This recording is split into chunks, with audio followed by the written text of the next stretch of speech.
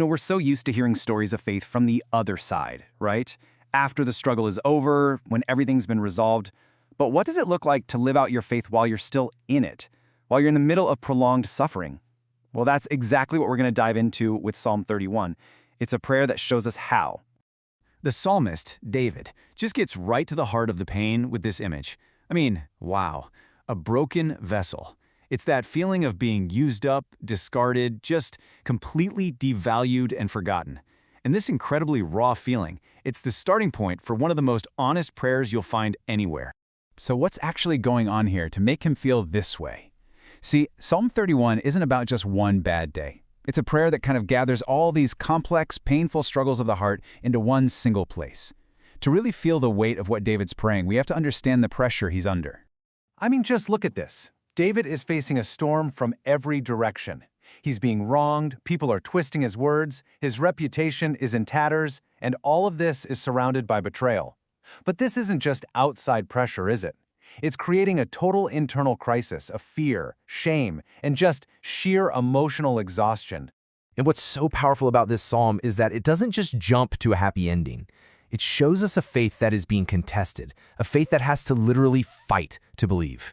This is all about what it looks like to choose to trust God while the danger is still very real and the pain is still incredibly fresh. Now, what's really fascinating is that the original Hebrew language gives us a super precise diagnosis of the internal pain David is going through. The specific words he chooses, man, they reveal so much about what happens to a heart under this kind of sustained pressure. Okay, so take the phrase terror on every side. This isn't just some vague anxiety. The Hebrew term magor misaviv, it describes this very specific kind of relational fear. It's the dread of being watched, of being plotted against, that feeling that you're unsafe among the very people who are supposed to be your community. And let's be clear, this is not about social anxiety or, just wanting people to like you. This is way more primal than that. This is the kind of fear that is just looking for basic safety, for self-preservation, when you feel like you've got a target on your back. And this brings us back to that broken vessel idea. The original phrase describes a complete erosion of your identity.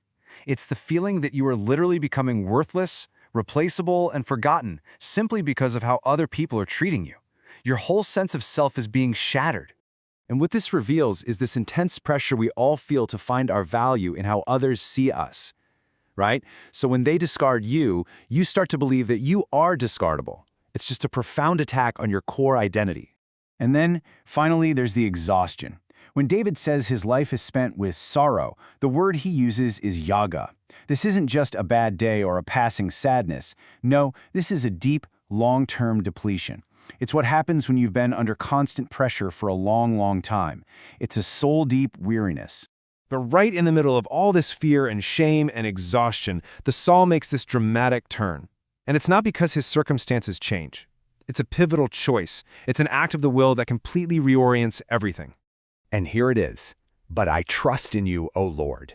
This is him drawing a line in the sand. And you have to notice that word but.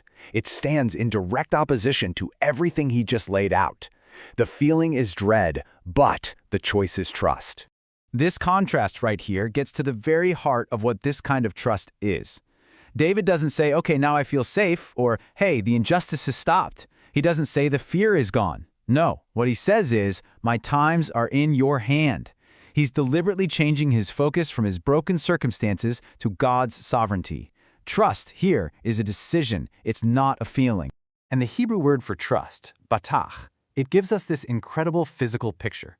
It literally means to lean your full weight on something, to rely on it completely for support. And that's exactly what David is doing.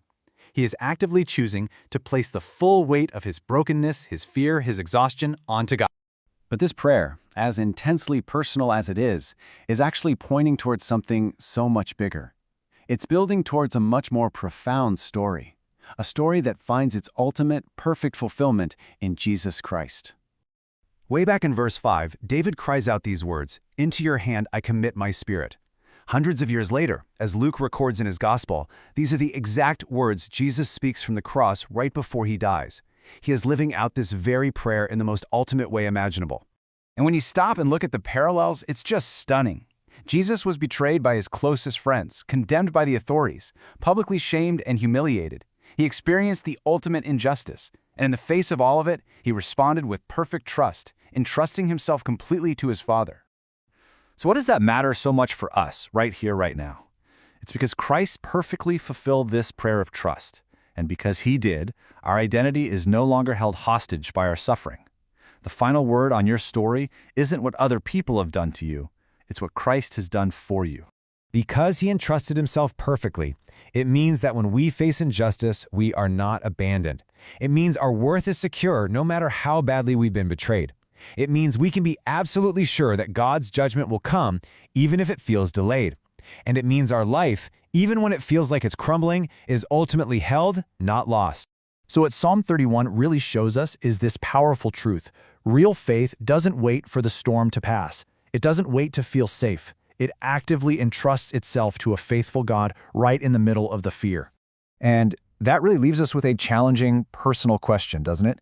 In your circumstances right now, whatever pressures you're facing, what would it actually look like for you to just stop, take a breath, and say, "My times are in your hand," and to truly mean it?